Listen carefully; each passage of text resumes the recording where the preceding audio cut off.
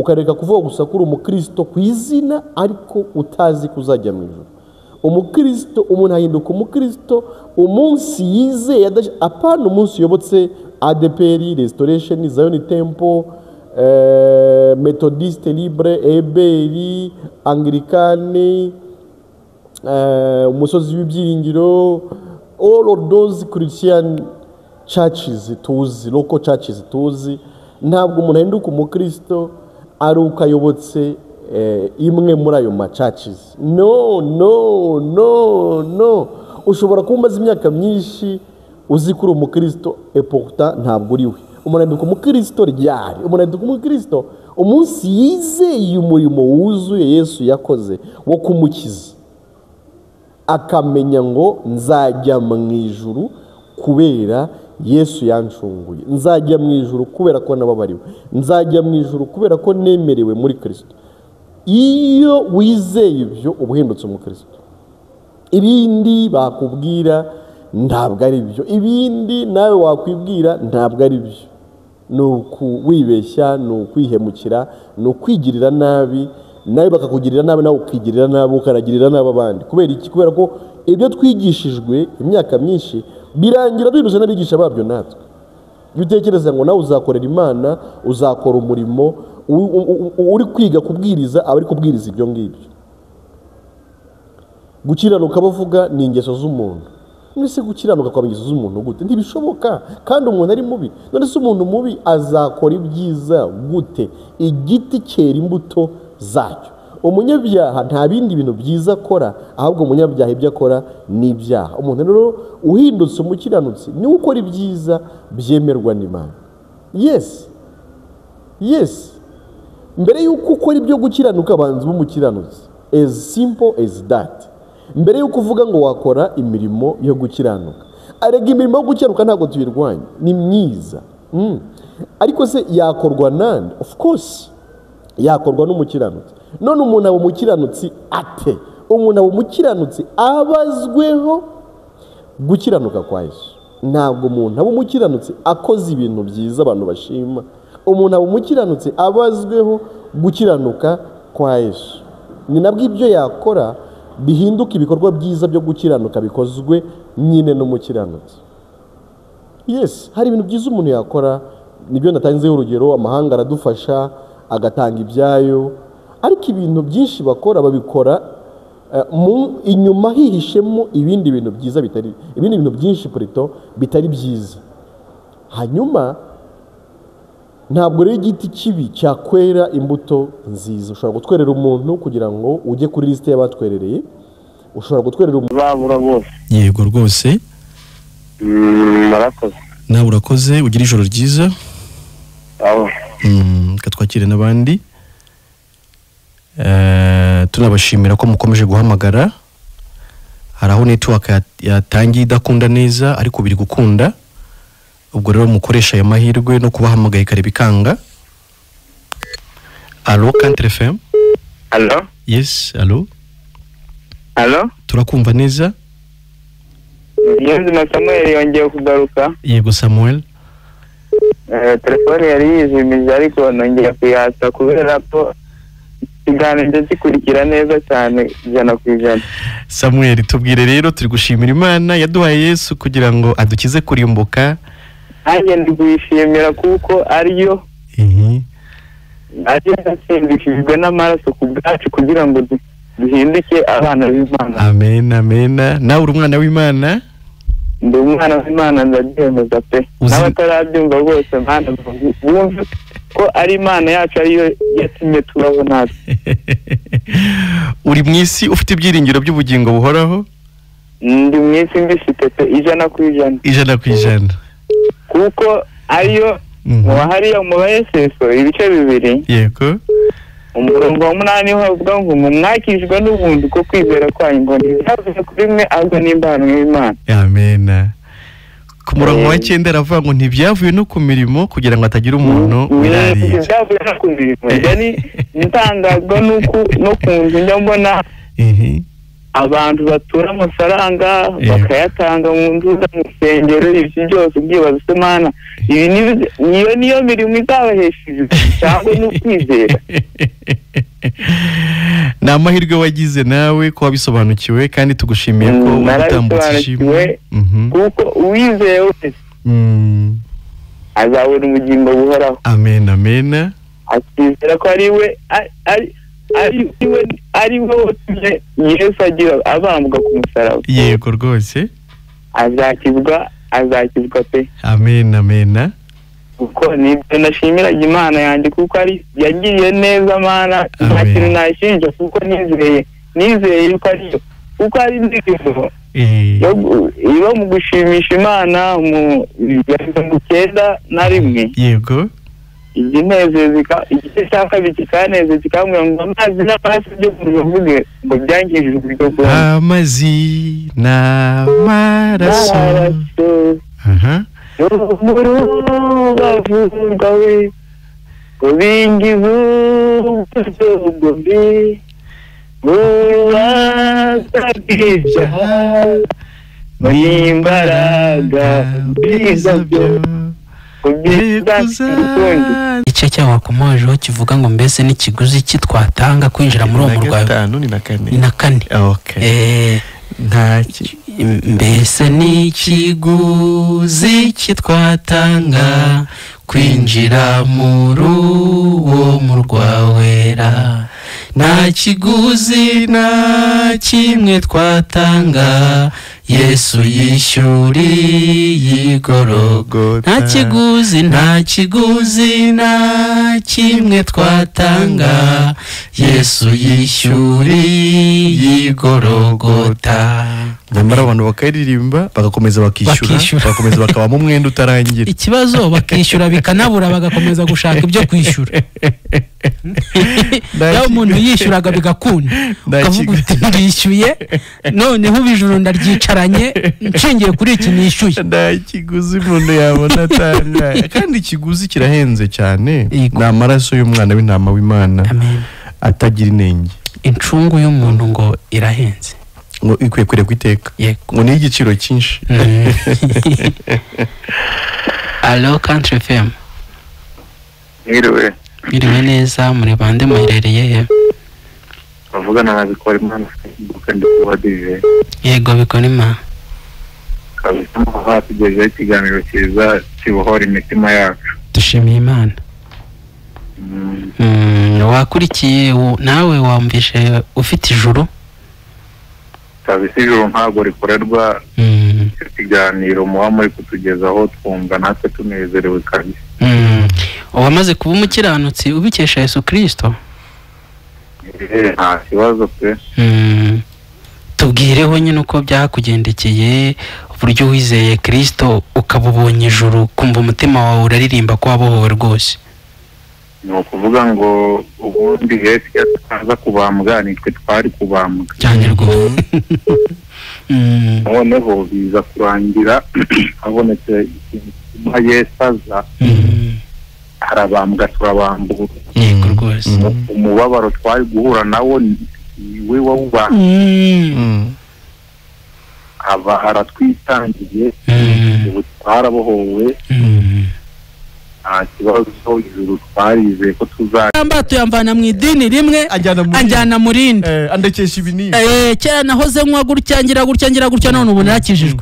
mbere n'ubwo ako gakiza nakabanditsi n'abafarisayo n'abatware b'amasinagogi twasomya nibo bagahimbye. agakiza ibyanditswe byera bivuga ni agakiza ko kubabarirwa ibyaha. Luka 1:77 bahasome. agakiza ni ukubabarirwa ibyaha. yo uvuga ko rero wakiriye agakiza wakabaye uvuga ngo naraba bariwe c'est équivalent.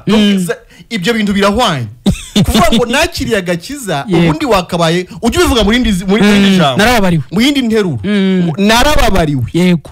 nakiriye agakiza byakabaye bivuze ngo narababariwe nakiriye imbabazi amen amen ibyaha byanjye byose kandi mu buryo bw'iteka byose turabavuga butumwa bwiza tugomba kubisobanura neza agakiza ni ukubabarirwa ibyaha umuntu wakijijwe ni umuntu wizeye adashidikanya mu mutima we ko yababariwe ibyaha bye byose ku bwa Yesu Kristo amen akaba ari mwisazi neza kuyababariwe apana kuvuga ngo Imana izabimbabarira kubera mbibwiye naka haba habonetse irindi akandi ubundi bwoko bw'agakiza n'irindi zina kandi batubwiye ko ari nta rindi uretse rya Yesu Kristo reka ubwo byumvikane niba uvuga ko ukijijwe ariko ukaba utahamya uburyo wababariwe ibyaha tumbira Kristo nibyo ntago urakizwa kubera ko ibibazo biracyari byinshi kuri wowe ntago urakizwa kandi ikigaragara nabo bakuru nyine b'amasinagogi bamenye uburyo uri umuntu yakize yego da bivuze ko gukizwa kwawe ntigushingiye ku byo bakuru b'isinagogi yawe oya izere Yesu akakanya udukurikiye uryamenye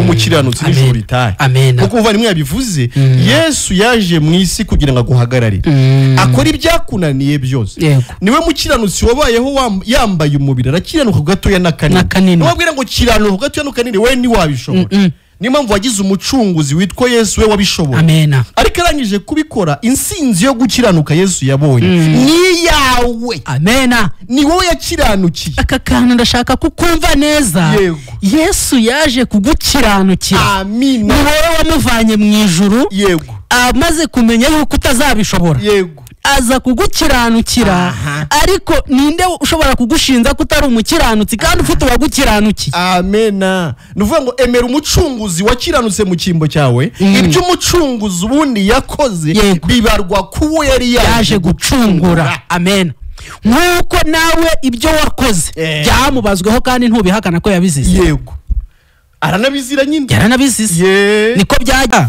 ukwiye kwizera Kristo nkaho ari wowe wenyine yazi nibyo wowe duteze amatwi Yesu igihe abambwa ku musaraba ni wowe yaziraga ntago wivuga ngo yazize twe vuga wowe ubwawe ubyiyerekezeho wumve ko package y'ibyaha byawe yari mu byo Yesu yazize ibyaha byanjye yazize ibyaha byanjye ntangazwa cyane n'imbabazi ze yazize ibyaha byanjye urumva biva mu gisirimbo hari n'uburyo izi ndirimbo twajyaga tuziririmba ariko n'abantu benshi baziririmba kuri iki gihe wenda bakaziririmba harimo n'ibindi bitekerezo no kubura ya mahoro twavuze bakaziririmba bitekerereza ibindi ntibumva amagambo arimo ariko iri jambo ni iryo kwizerwa kandi iryo kwiringirwa na bose ko Yesu yaje mu isi aje gushaka abanyabyaha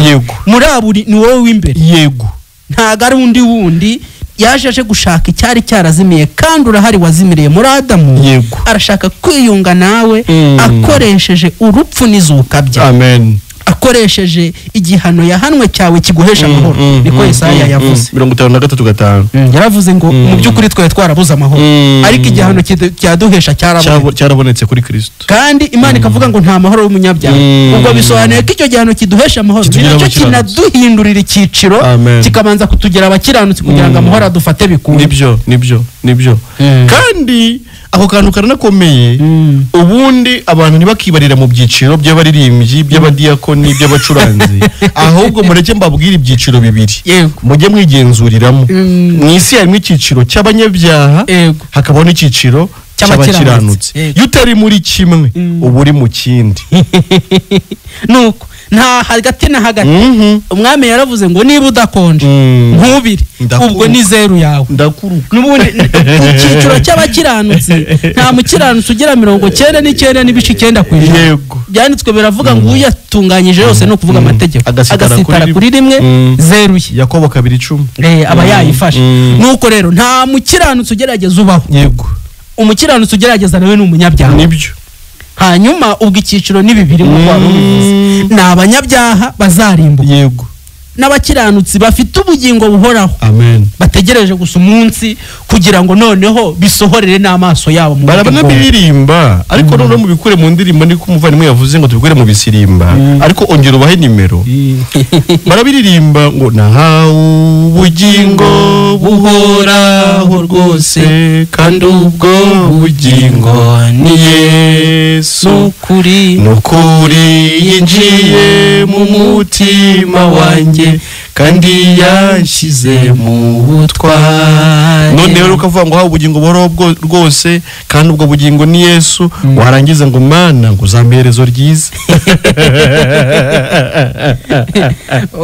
reka dutange nimero ya telefone nanone MTN ni 0788 kane kane kabiri 125 yego Airtel ni 07 3 8 amen indirimbo twaririmbaga ifite igice cyayo cya nyuma kivuga twakire amahoro ni kuri Country FM mwe muri bande neza yego turashima Imana muri bande muherereye Ernestine hano mu Gatare yego Ernestine ikiganiro nijoro ntirikorerwa mwaba mwateze amatwi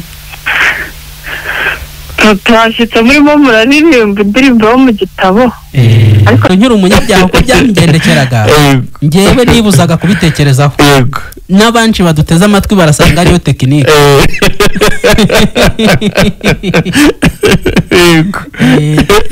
ariko tuzanye inkuru nziza hagati aho yego rwose twasomye mu rwandiko rwa kabiri Pawulo yandikiye abikorinto mu bice 5 havuze ngo kuko muri Kristo noneho arimo Imana yiyungiye n'abari mu isi ntiyaba ikibabaraho ibicumuro byabo ahubwo noneho yababikije ijambo ry'umwuzu wowe uduteze amatwi koko nk'uko ubyibonaho ntago ari ikinyoma ko kuri mubi bishingiye muri kamere tumaze kubivuga ndetse tumaze no kuvuga ko urugero wibonaho kuri mubi ni ruto cyane ugereranyije n'ububi bwawe nyakuri kuko nutwo wita twiza ijambo ry'Imana ryo bivuga ko ari ubushwambagara bwuzuye ibizinga Yesaya 64:5 yego mwene data ubwo rero Imana yashatse ubwiyunge kugira ngo yiyunge nawe uri mubi kandi yo kuko yera ntibishoboka ko yakuyunga nawe ukiri mubi ishaka uburyo ibanza kukweza kugira ngo uhinduke inshuti yayo yakwejeje rero iti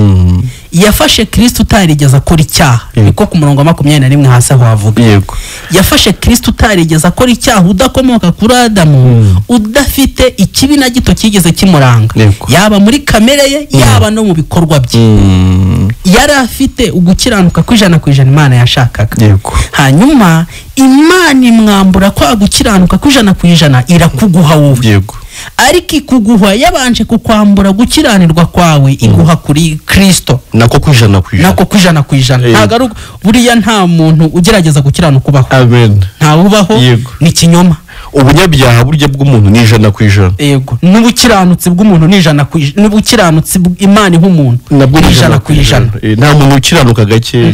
Ntawe. Yego. Ubwo rero Yesu yaratuguraniye kandi nawe nta mukiranuka cyane. Ntawe ubaho. Nta n'umunyabyaha gakeya nta n'umunyabyaha cyane. Ni nkuko mu Kinyarwanda tukiga bajyaga bavuga ngo amata nta uvuga uduta ubuta oya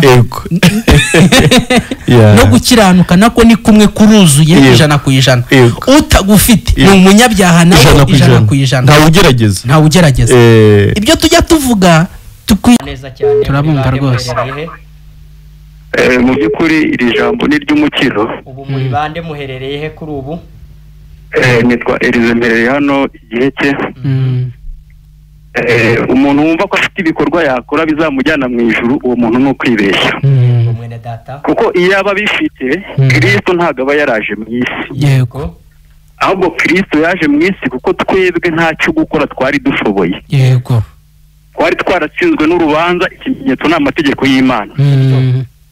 Naho umuntu wumva rero ko yajya mu ijuru abikesha gukora ubwo azaba yarashoboye amategeko y'Imana atishemo na rimwe. Ubwo Imana yahaye Musa rero ku musozi wa Sinayi nta muntu n'umwe wari wabasha gukora amategeko y'Imana ngo ayashobore usibye Kristo wenyine. Na Musa ubwe nawe yaramunaniye. kubera ko Kristo yayashoboye rero n'ubundi Kristo yaje mu isi ayashoboye ahubwo yaje mu isi kuyadushoborera kuko twe nta ntege zo kuyashobora twari dufite. Amena.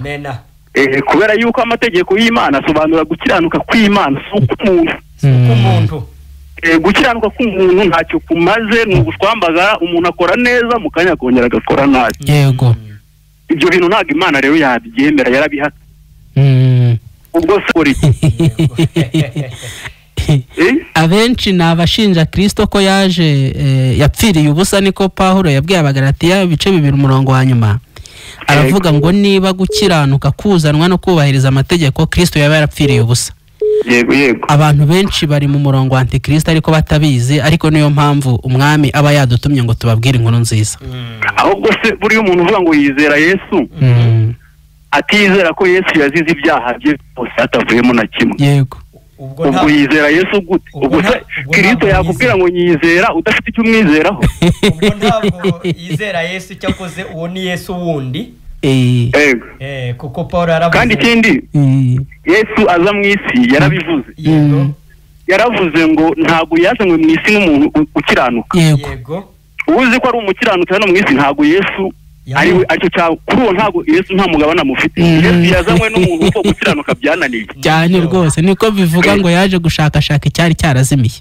Yego naho rero nta muntu ugirwa intungane n'imirimo ye, ahubwo umuntu agirwa intungane no kwizera Yesu Kristo ko yaje mu isi kuderega ni nacyo cyitwa gucungurwa. Ubundi gucungurwa ubundi abantu babivuga batanabyumva neza. Ubundi nuko hari habayeho ikibazo tutabasha twebwe kwitabara. Yego Elize twari twaguye ku rugamba, we aza ari umucunguzi rero. Amena. Sibyo? Yego rwose. Abantu bavuga gukizwa ariko batanabyumva. Gukizwa no gutabarwa, ntabwo gukizwa ari ukureka ibyaha. No kubabarirwa ibyaha. Gukizwa nyine abantu ntabwo babyumva. Ni umuntu wari ugowe agahita haboneka uza kumutabara aje kumukiza icyari kimugoye. Noneho bihita byumvikana neza uburyo Kristo iyo aje twebwe akadukiza ibi byaha byatunaniye twebwe kubyikiza. Bihita byumvikana uburyo iyo tumwizeye Imana ihita idukuraho urubanza rw'ibyaha. Mukiza nyine. Ibyo bintu birumvikana rwose. Tugashimiye Imana mwene data Elize igihe cye. Murakoze. Ariko rero nabwira umuntu wese wumva Country FM ko aya magambo yayumva kandi akizera icyo Yesu yakoze, azahita avuka ubwa kabiri, ahita asobanukirwa byinshi muri we. Yego rwose. Murakoze rero mugire ijoro ryiza. Yego nawe gubwa neza mu mwami muvandimwe wanjye. Bivuze rero ko igihano wari warakatiwe cyo kujya mu nyanja y'akumuriro n'amazu ari abanyabyaha bose bazajya. Burya Yesu apfa nicyo gihano yarahano. Nibyo nyine yaratwambuye umwambaro w'ibizinga wari we wambara. Nibwo yavuze ngo dawe niki kikundekesheje, nuko yaratwaye ubunyabyaha bwacu. Urupfu yapfuye ruhamya ko umunyabyaha burya Imana imuhannye iramwica. Iyo tuvuga ko nta rubanza dufite, naho tuba dushyize agati, naho tuba dushinze agati aho ngaho kuko turi mu musaraba. Umusaraba ubona iki? wowe duteze amatwi ngo kuri uwo musaraba ndasa n'ushobora kureba Yesu abana ari njyewe azize apfiri. None se niba ari njye yapfiriye, njye ndacyapfuye nshaka kutizera. Nicyo cyonyine cyatuma umuntu arimbo. Nicyo cyonyine. Naho ubundi Yesu urupfu yapfuye ni umwambaro wo gucyanirwa kwacu yari yambaye. Ariko si uwiwe yarawushyize, yarawutwambiye. Niwe uyu nyine n'uyu bamwisa bambitse Yosuwa. Ariko nkunda ijambo ry'Imana riba rimeze nk'irihishe, ariko Imana yarihishura rikumvikana. Ibi nyine wabisoma ukumva ni histoire, ukumva ni iki, ariko uyu ni Yesu. Ni Yesu uhagarariye njyewe nawe n'abandi bantu twese. Hanyuma Yesu niwe waje kuduha umwambaro mwiza cyane kugira ngo tuwambare tugaragara imbere y'Imana twambaye neza, ariko twemeye gukiranuka kwa Yesu. Kandi uko gukiranuka kwarahishuwe. Yego. Niko ibyanditswe byarabivuga. Yego. kandi uko gukiranuka kwahishuwe ni Kristo Yesu. Amen. No gukiranuka Imana ihereza umuntu wese wizeye Yesu ngari ntatandukanye. Ari ntatandukanye. Abaroma 3:21. Yego. Kugeza kuri 24. Yego. Bavuga ngo ariko noneho hariho gukiranuka kw'Imana kwahishuwe. Ngo kudaheshwa n'amategeko. Kubera ko hari undi mwishingizi wabonye witwa nde? Yesu akora ibyo utari kubasha gukora. Kubw'ibyo yakoze Imana irashaka kugirira neza udashingiye ku cyawe icyo ari cyo cyose kubera ko ntacyo ufite cyatuma uhagarara imbere y'Imana, ntacyo ufite cyatuma wicarana n'Imana ku meza kugira ngo mugire mute musangire. Ariko Imana mu rukundo rwayo yaguteguriye Yesu ngo akore ibyiza, hanyuma Imana izakwibukire ku byiza bya Yesu. Nta wasigaye wo mu muryango wa Sawuli ngo mugirire neza ku bwa Yonatani. Amen. Abandi bamaze kwitaba umwami, abandi bari gusangira n'umwami ku meza. Amen. Niyo mpamvu ubona twishimye iteka. Ibi si ibyishimo byo mu isi, ni ibyishimo byo mu ijuru. Amen. Ntiwasanga utazi ko umwami akuzirikana, ntiwasanga utazi ko Imana igukunda, ntiwasanga utazi ko Yesu yagukiranuye n'Imana, ntiwasanga utazi ko ku bwa Yesu nawe wahabwa kuba mu ijuru ukicarana n'Imana ku meza. Amen. Ntawasigaye. Mwuka arahamagara, Yesu arahamagara, Imana irahamagara. Imana irabaza nimba hari uwasigaye, nubwo ku bwa Adamu akomokaho yarakwiye kugirirwa inabi n'Imana, yarakwiye kuzajya mu muriro. Ariko ntawasigaye. Hari byinshi byaje bitwara abantu, we ni wapfa. Kwari kugira ngo uyu munsi uzumve ijwi ry'Imana. Iravuga ngo ngakagakiza no kubona ijuru kiri mu isi, ukaba mu isi uzi neza kuzajya mu ijuru bitavuye ku buhamya bwa nyuma. N'umwe nyuma bavuga ngo mwajya gupfa ngo ninde bavuganye inama takira ngo inama cyo inda n'ubube, ibyo ntibyakujyana mu ijuru. Ijuru riheshwa no kwizera icyo Yesu yakoze, ukaba mu isi uzi neza ko ufite ibyo nibyo byiringiro bidakoza isoni. Singuhamagarira kuyoboka irindi dini, n'ibyo wari urimo ntacyo ryari rimaze. Sinakubwira ngo jya mu rindi, ndaguhamagarira kwizera Yesu, icyo Yesu yakoze, icyo Yesu yakoze gusa. Icyo cyonyine. Uri wawe mu rugo ukaba uzajya mu ijuru, uri mu isoko ucuruza ukaba uzajya mu ijuru, uri muri ofisi mu kazi ukaba uzajya mu ijuru, uri mu modoka ugenda ukaba uzi ko uzajya mu ijuru, uryamye ukaba uzi ko uzajya mu ijuru, uri mu ndege ugenda ukaba uzi ngo nzajya mu ijuru, uri ku ishuri wiga ukaba uzi ngo nzajya mu ijuru, uri mu murimo uhinga ukaba uzi ngo nzajya mu ijuru. Awera yawubonye amaze kwizera imbabazi yagiriwe muri Kristo Yesu. Nibwo ibyanditswe byera niko bivuga, Abefesi igice cya 13 ko umwuka wera ari ikimenyetso gihamya neza ko umuntu yamaze kuba intungane, ko umuntu yamaze kwizera imbabazi yagiriwe. Ngo bizera ko bababariwe ibyaha bamaze kubyizeza imitima yabo, ngo bahabwa ikimenyetso nka mwuka wera uhamya ko noneho babaye abakiranutsi, babaye abera, nabo babaye abatagatifu. Wowe rero unteze amatwi, ndakubwira ko muri Kristo Yesu ariho wababariwe ibyaha byawe. Ndakubwira ko muri Kristo Yesu wakuweho urubanza rw'ibyaha.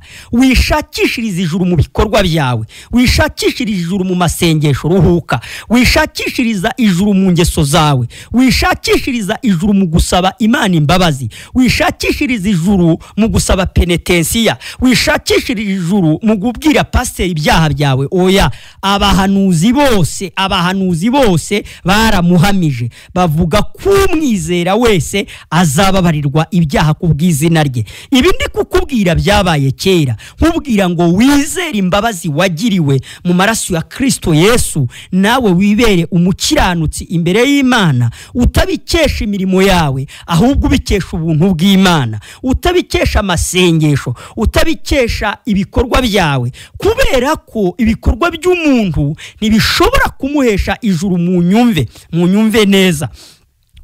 Wowe ukirushye, wowe ukiremererewe, wowe ugikora ukorera ijuru, menya ko ijuru Imana yari guhereye ubuntu muri Yesu Kristo, kandi kandi yari guhaye ubwo yamutangaga akajya ku musaraba azira ibyaha byawe. Ni ukuri ijambo ry'Imana rigaragaza ko Yesu Kristo yagiye ku musaraba, rigaragaza imibabaro Yesu yagize. Yesaya abihanura, yahanuye ko Yesu abakubita yabategeye ibitugu barakubita, agaragaza ko abapfura yabategeye uruziga barapfura, atega imisaya barakubita, atega uruhanga batamirizamwo ikamba ry'amahwa. Ni ukuri nyumva neza, Kristo Yesu imibabaro yagize ni ibyaha byawe, nuko Imana yamubazeho ibyaha byawe byose uko bingana n'ingano yabyo, igihano cyabyo Yesu aragihanwa, igihano cy'ibyaha umucunguzi Yesu Kristo yaragihanwe. Wowe unyumva neza, izera ibyo udashidikanya, wibonera ijuru, izera ibyo udashidikanya, ube wibereye umukiranutsi imbere y'Imana, ubikesha Yesu, ubikesha kwizera ibyo Yesu yakoze. Muri we niho harimwo kubabarirwa ibyaha byawe, kandi hirya y'imbabazi nta rubanza. Kuri uyu mwanya rero twavuga byinshi kuri Koruneliyo, twavuga byinshi ku mufarisayo. Nawe ari umufarisayo ngo wamanutse ajya gusenga, ibyanditswe byera birabivuga muri Luka, amanukana n'umukoresha w'ikoro ngo bagiye gusenga, ngo umufarisayo hagarara asengera mu mutima aravuga ngo ndagushima Mana ko ntameze nk'abanyazi, ko ntari umusambanyi, ndetse ntanga kimwe mu 10 ku byo nungutse byose, kandi niyiriza ubusa, nsenga kabiri mu cyumweru niyirije ubusa. Ibyo bintu yaperezantaga Yesu avuga ayo magambo ni ibice 10 ngira ngo ni muri Luka niho byanditse, avuga ko Yesu avuga ayo magambo yavuze ngo abiyiringira ko bakiranuka bagahinyura abandi bose. Nawe harujya wiringira ko kujya mu ijuru wabikesha gutanga icya 10 n'amaturo.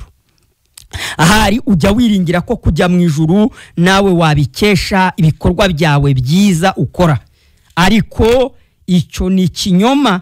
Inzira ihesha umuntu kujya mu ijuru ni ukwizera igikorwa cyakozwe na Kristo Yesu ku musaraba. Izere rero mu mutima wawe udashidikanya ibyo Yesu yakoze, yaragukoreye.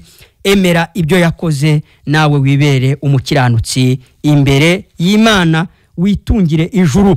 Ayo magambo narimvuze ari muri Luka ibice byaho 18 umurongo waho 9 niho wayasanga. Kuri uyu mwanya rero ndagira ngo dusangire ijambo. Imyaka myinshi uzi kuri umukristo pourtant ntabwo uri we. Umunanduko umukristo ryari, umunanduko umukristo umunsi yizeye umurimo wuzuye Yesu yakoze wo kumukiza, akamenya ngo nzajya mu ijuru kubera Yesu yancunguye, nzajya mu ijuru kubera ko nababariwe. Amen. Nshimiye Imana yonyine kuko ngo yabyinnye abahanga ngo bisobanurira abaswa n'intamenyekana. Yego Imana ishimwe. Nkanezerwa cyane ndi kumva navuze ko urabyemerewe. Nanjye rero ndi umwe muri abo banyamahirwe bafimbiye iyo kanzu y'ubutungane ya Kristo. Nanjye ubu ngubu nkaba ndi umuragwa w'ijuru binyuze nyine muri uko kwizera Kristo, cyangwa se mu kwizera ibyo yakoze ku musaraba, bikamandurwa no gukiranuka.